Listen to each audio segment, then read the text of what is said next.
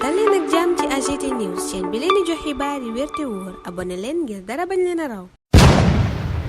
AGT News. Bismillah daleen ak jàmm ci AGT News. Premier ministre Ousmane Sonko jëlati na dogal bu bees yor bi na dogal bu tegu sax ci jub-jubal jubbante ndax booba lépp yéene kaay niki yeneen mi ngi xëy dinu xibaar ne moom Ousmane Sonko ëppal gi ne woon ci mission gouvernementale maanaam ministre ak directeur généraux ya doon tukki ànd ak délégation yu rëy loola yépp dakkal na ko. yéene kaay bi ci xëtam gu njëkk ne le PM Ousmane Sonko remet de l'ordre dans les missions gouvernementales à l'étranger laas ne Sonko kay mesure yi ci boppam la corsé ndax yooyale déplacement di tukki yi ministre yi ak directeur généraux yi doon amal fi mu ne da koy yemale la dépêche ne yemu ci moom mooy fixe règle ya mooy it joxe visa yi vox populi ne bambulaa gi amoon ci mission yooyu la premier ministre bëgg a dakkal yéenekaay bi ne ab circulaire la génnee ngir ñu sàmmoonteeg décret numéro 1371 bu 27 juin 2017 soxal déplacement di tukki yi agent état doon amal ca bitim réew yooyu la tukki yi war a sàmmoonteeg charte yi primature tëral Ousmane Sonko ne doonte ay matukaay nag amoon na fi waaye daal teewul gaaye ba tey ñu nga doon wéy di def nu mu leen neexe ndax ay manquement yu bari seetlu nañ ko ci mission yi muy la waral yooyele mission sax maanaam objet mission yi waaye itam autorisation mission yi frais de mission yi yéene cabinet fi mu ne nag jël nay matukaay yu bees ndax li ko dalee tey ministère bu nekk dafay def calendrier wu ñetti weer bu soxal mission yi mu war a amal te booba lépp calendrier fukki fan ak juróom lataa ñetti weer yooyay door war na koo jébbal kilifa gi ñu xool ko yéene cabinet délégation internationale yi Ousmane Sonko bëgg nañu yemale ko ci ñetti nit sàkku na itam ci ministres yi ak directeurs généraux ñu gën a farataal mission diplomatique yi ngir wàññi njëgu tukki yooye Walf Quotidien jàpp ca loola yépp nañu ngi ci état d'austérité yéene cabinet Ousmane Sonko centralisé na lépp maanaam lépp fi mu ne moo koy doxal Sud Quotidien ne moom kay calculer bi la génne waaye circulaire ba mu génne démb booba lépp journal gis na ne taxu koo leer noona enquête ne li leer daal mooy Ousmane Sonko moom freiné na tukkib agent état yi ca bitim réew yéene cabinet yëf yi ni mu teengee ci wàllu koom ci Sénégal bokk na ci li ko waral ndax premier ministre nee na yaxanal gi nu woote mënta ànd ak nii agent état bi tukkee ca bitim réew journal bi ne bu dee am nañu tàcc booba lépp politique d'austérité nag am nañu jàpp ne booba lépp dogal dafa ëpp te itam mën naa indi gàllankoor ci wàllu diplomatie journal bi ne waaye état bi moom fi mu ne dogal bi mu jël mooy gën a farataal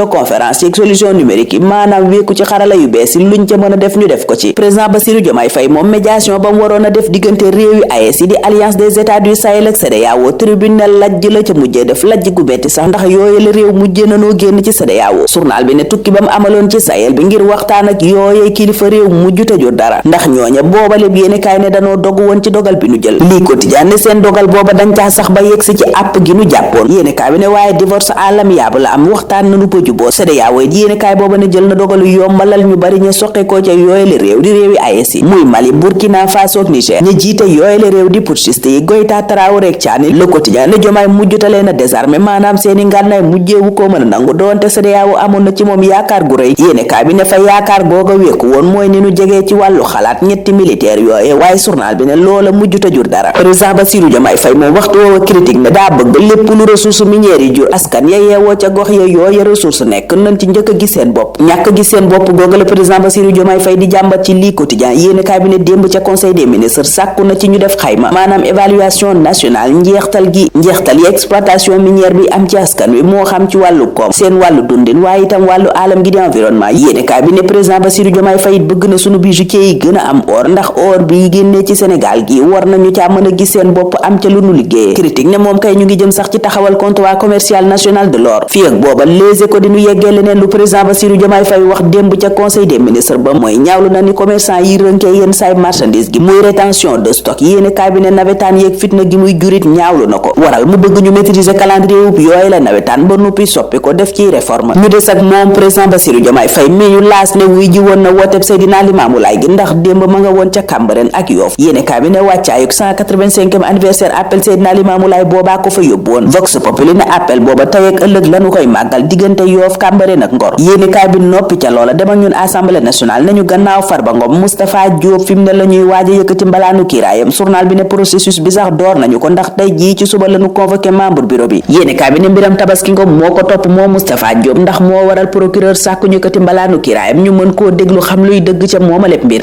booma tax l'indépendant gis ko ci sursis moom Moustapha Diop ne lu ne mën naa xew ci boobaleb dossier yéenekaay bi xabaar ñu itam ne DGID yëkkati na tànkam ci aaye gi nu defoon ci tabax yu bari diggante Ndakaaru Mbuur Thiès ak Ndar journal bi ne suspension yu bari dakkal nanu ko journal bi ne waaye du yépp ndax lotissement Éogène 1 et 2 cité Batrin zone des taxis ASECNA ak ANACIM ne ca lotissement hangar des pèlerins loola soxalu leen ñooña ba tey yéenekaay ba ne aaye gañ ca defoon dakkut yéenekaay boobaak yeneen it ña nga ñu yeggee ni patronat BTP Sénégal bi mere ba futtu ci kaw SNHLM ndax li mu jël marché tabaxub ñaar fukki junni kër ak juróom jox ko ay entreprise française wàcc leen fi waxtu wa wala solay dikk ci accident yeeg ni muy yàqee dund ñu bari yéenekaay bi ne diggante laago traumatisme ak ñàkk seen liggéey journal boobu xayma ci lu jege juróom-ñaar téeméer nit ñi ñàkk seen bakkan at mu jot ci accident yi ci tali bi ci Sénégal